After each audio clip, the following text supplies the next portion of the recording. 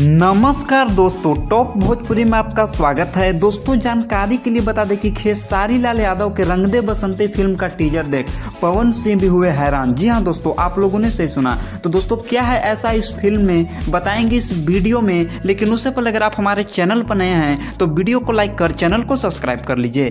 तो दोस्तों, जानकारी के लिए बता दें कि खेसारी लाल यादव का एक बहुत बड़ा फिल्म बन रहा है जिस फिल्म का नाम है रंग दे बसंती। तो दोस्तों, बता दें कि अभी अभी रंग दे बसंती फिल्म का एक टीजर रिलीज हुआ है। उसे देखकर पावर स्टार पवन सिंह भी हैरान हो गए हैं और बोले कि मुझे खुशी है कि मेरा छोटा भाई खेसारी इतना अच्छा फिल्म बना रहा है और भोजपुरी को आगे बढ़ा रहा है। तो दोस्तों, अब आपको बताते हैं कि क्या ऐसा बात है इस फिल्म में जिसे जानने के बाद पवन सिंह भी खेसारी लाल यादव की प्रशंसा कर रहे हैं। तो दोस्तों, बता दें कि इस फिल्म का सबसे बड़ा चीज यह है कि यह फिल्म देशभक्ति के साथ साथ भक्ति भी है। और दोस्तों, इस फिल्म में एक गाना है जिस गाने का नाम है हनुमान। और दोस्तों, हो सकता है कि वो गाना 22 जनवरी 2024 को राम मंदिर उद्घाटन के खुशी में उस गाने को रिलीज भी किया जाएगा।